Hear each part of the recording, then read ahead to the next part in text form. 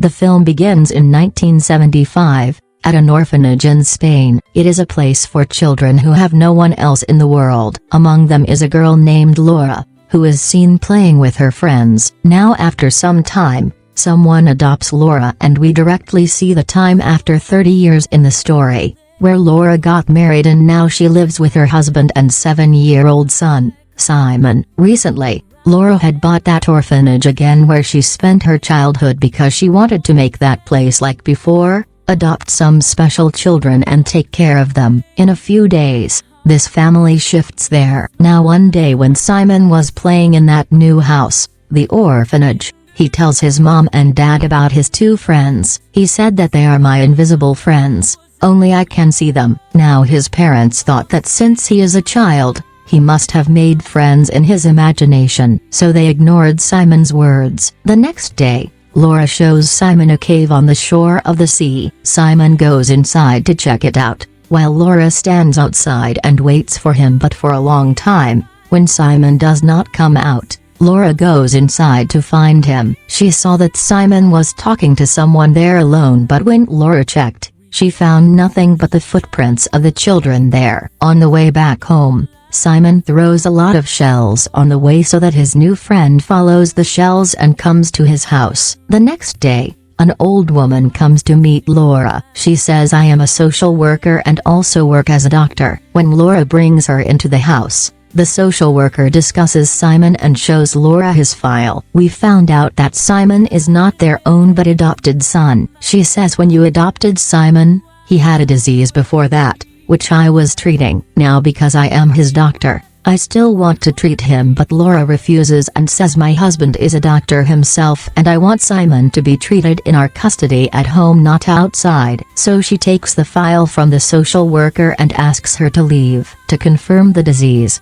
when Laura checked the file, his report was positive. Now Laura did not want Simon to know that he is an adopted son and he has a disease, so Laura hid the file in a locker in the closet and kept the key with her. That night, Laura woke up because of a loud noise. The noise was coming from the shed outside her house, so Laura went to check there. She sees that there is a social worker who is searching in the shed as if she is looking for something very important there. Laura got scared. She quickly wakes up her husband and tells him about it. Both came to check, but by then the social worker had left. The next morning, when Laura opened the front door, she found shells scattered along the path outside, and these are the same shells that Simon dropped on the way back from cave. Simon tells Laura about his 6 friends, that they are all invisible. "Very soon I will also become like them and then I will always be with them." Laura finds it strange. Then she sees Simon's drawing where he had also made pictures of those 6 invisible friends. One of them was also wearing a mask. All the children had something in their hands. Showing the drawing to Simon,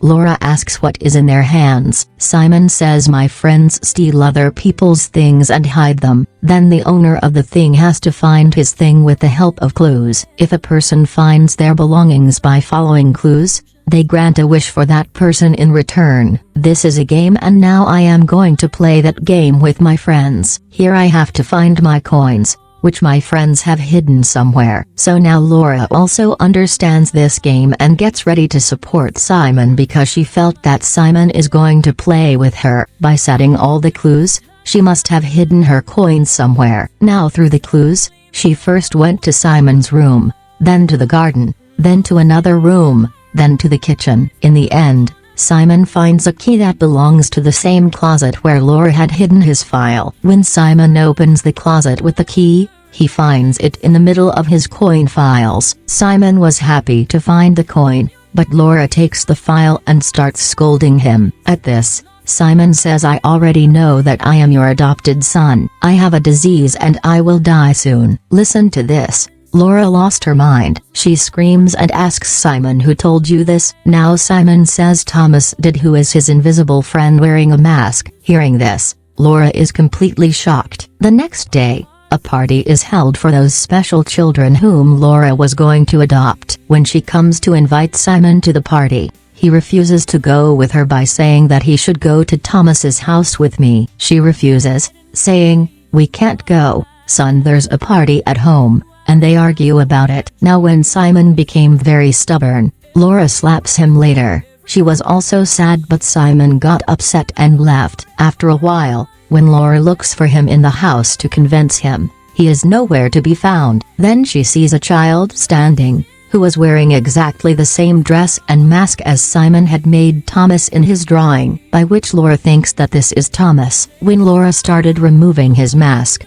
the child pushed her and put her in the bathroom. Then when the child closed the door to lock her, Laura's hand came in the middle. She starts suffering in pain. Hearing her voice, her husband immediately came there. He opens the door and takes Laura out. Simon was still nowhere to be found. Everyone started looking for him. Laura searches for him in every room, big and small, but when she realizes he is not at home, she goes to the seaside to look for him. While passing through the middle of the sea, she starts running towards the cave, but before she drowns, at the right time, her husband comes and saves her life. After this, Laura was taken to the hospital and the police tries to find Simon, for which they also went to the cave. Now Laura's husband comes and tells her that the police did not find Simon in the cave. She says, "How can this be? Because I saw him standing outside the cave. That's why I ran." Hearing this, the police doctor standing nearby says this is just Laura's illusion. She also said that it is possible that some of your relatives or acquaintances have kidnapped Simon. Hearing this, Laura and her husband thought of her as a social worker. Now Laura tells the police doctor that she came to my house to talk about Simon. One night she also came into the house and was limping in the shed, but hearing this, the police doctor said that how can this be? Because there is no social worker by this name, but because Laura really met her. So she started feeling that she has kidnapped Simon, and she was sure that my son would be found from her. Now because Laura's leg was injured, she had to use a wheelchair. Seeing this, her husband tries to handle Laura. He starts comforting her. Then he takes off his chain and gives it to Laura, saying that you wear it, and when Simon is found, I will take it back from you. When Laura was sleeping, in the middle of the night, she woke up with a loud voice. This voice was coming from near Simon's room. That's why Laura went to check there immediately. She saw a doll lying on Simon's bed. Now the scene shifts from here and comes after 6 months, and because the police had not been able to find Simon yet,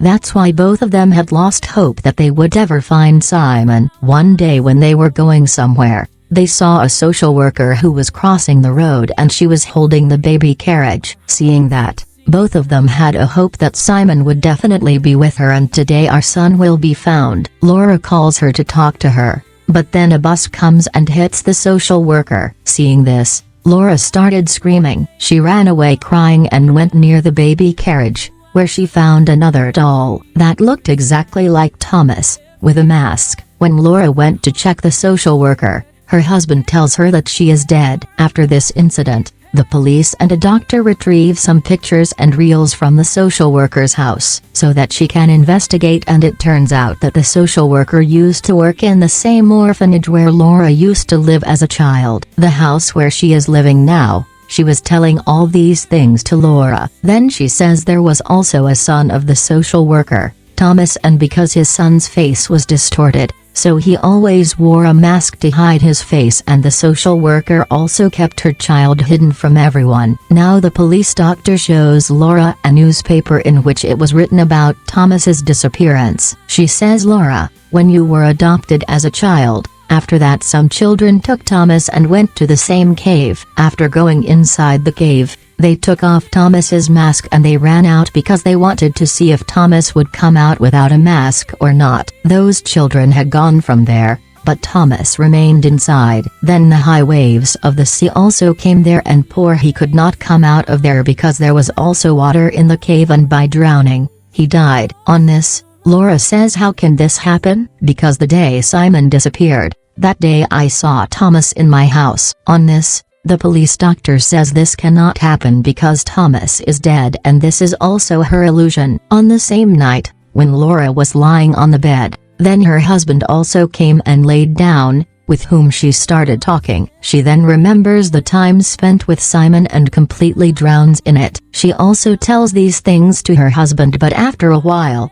when the door opened, Her husband came to the room. Laura was scared to see that if he had just come, then who was with me on the bed? When she removed the sheet and saw, there was no one. She was scared. She also tells her husband, but both do not understand anything. Now because of these strange things, Laura got very worried, and because it had been 9 months since Simon disappeared, she goes to a professor who is a psychologist. She tells him everything about Simon's disappearance, whatever happened to her. She even gives him a piece of Thomas's mask, which she got when she pushed Laura. Hearing all this, the professor tells her to go to a medium, that is to a paranormal investigator, who investigates these strange things, ghosts, and talks to the ghosts to drive them away. The next day, the medium arrives at Laura's house fully prepared. She sits in a dark room, contacts all the spirits of the house, and tries to talk to them, while everyone else was watching the medium through cameras from the other room. Here,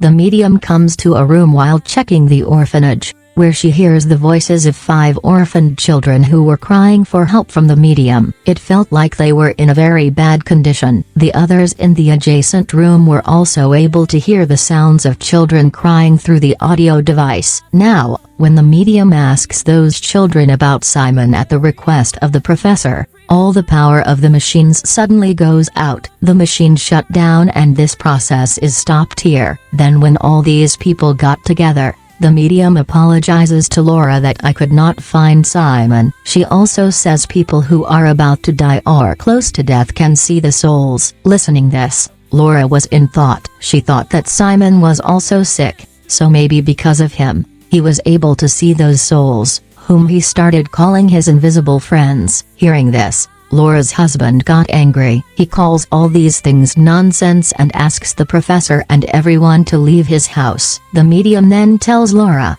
"You are a mother, and it is your love for your child that will help you find Simon. You just have to pay attention to everything and notice the smallest things." Now Laura comes back to the same room where the medium heard the voices of the children crying, but then the window broke and fell on the bench below. When Laura checked the bench, she found some dolls lying there, along with Simon's picture. It felt like these things were also kept here as clues. Then she remembered about the game. This made Laura realize that the souls were now playing a treasure hunt game with her. Through the clothes, she gets a doorknob. When she checked the whole house, she did not find any door without a knob. Then Laura comes to the shed and checks where she gets the social worker's locket. Then she remembered that she also came here to find something that day. Laura breaks the doors of the small chambers made there and takes out the cement bags, but when she opened them, she fainted, because 5 of her friends' corpses come out of them with whom Laura used to live in this orphanage. These were the children who went to the cave with Thomas and did all that. Actually, after that day, the social worker wanted to take revenge of her son Thomas's death from those children. She poisoned the food of those children and finally killed them. Then she filled them in these bags and kept them here, and because Laura had opened the orphanage again, the social worker came here to remove these bags so that no one else could know about it. Now Laura tries to explain all this to her husband, but he was not ready to listen and he talks about leaving this orphanage. On this, Laura asks for 2 days' time and says, "I will stay here alone." After her husband's departure, she starts changing the setting of the whole house. She had also removed the furniture and kept the old one. She had given a similar look to what this orphanage looked like 3 years ago. Then she wears the uniform of the orphanage worker and keeps food on the dining table and on the chairs. She also sits there with her friends' dolls. She starts calling her friends' souls through the doorknob, but when she doesn't come for a long time, then Laura starts playing a game that she used to play with her friends in this orphanage as a child. As the game is played, the souls of those children come there, but when she asks them about Simon, the children start running away from there to play hide and seek. Looking for one of her friends, Laura comes to a small room where a lot of stuff was lying. After checking this room, Laura sees a secret door there, and this was the door without a knob. As it opened, there was a basement inside. Then Laura comes down and starts checking. She finds a lot of drawings made by Thomas on the wall. This makes it clear that he used to live in this basement. Upon checking the abode, she sees Simon's dead body in Thomas's clothes. Seeing this, Laura gets shocked. She is completely broken. As if she had gone mad, she starts sitting next to him and crying because she remembered something. She starts regretting the mistake she made. Actually, that day, the boy in the mask, whom Laura thought to be Thomas, was Simon. When Laura refused to go to Thomas's house and slapped Simon, he got angry and came to this basement. Everyone was looking for him, but he was in this basement. The mistake Laura made here was that when she came to see this small room, she had no idea that there could be a secret basement here. She ignored this door. By setting big pipes, by mistake, she fell in front of the door of the basement, which blocked the door. Poor Simon could not come out from here, and after returning from the hospital, when Laura heard loud noises in the house, it was not anyone else's, but Simon's, who was trying to come out of the basement, but by mistake, his leg slipped and he fell down the stairs. His neck bone broke and there he died. Now Laura takes Simon's body out of there and brings it to her room. She held Simon in her lap. She takes her last breath after consuming a large number of sleeping pills, meaning she was also killed. After a while, we see Laura in the world of souls where people go after death, in afterlife, where Simon is in her lap. Along with him, there are also the souls of Thomas and the 5 orphaned children. Now that day when Simon had found the coins in the treasure hunt game, he had asked his mother Laura for it. That means after his death, Laura should also die soon and come to him and she can take care of Simon and the other children. Then all the souls of the children come to Laura and she tells stories to those children while playing the role of a mother. After this, we see Laura's husband, who had buried Laura, Simon, Thomas and the other children's bodies in front of the orphanage. He done their funeral and now was offering flowers to their graves. When he came back to the orphanage, he got the same chain that he had given to Laura and he said that when our child is found, I will take it back from you. Then the front door opened on its own. Looking ahead and retrieving his chain, he puts a peaceful smile on his face because he understood that Laura has finally found Simon. Retrieving the chain signifies this, and now Laura and Simon are both finally happy together. With this, the film concludes.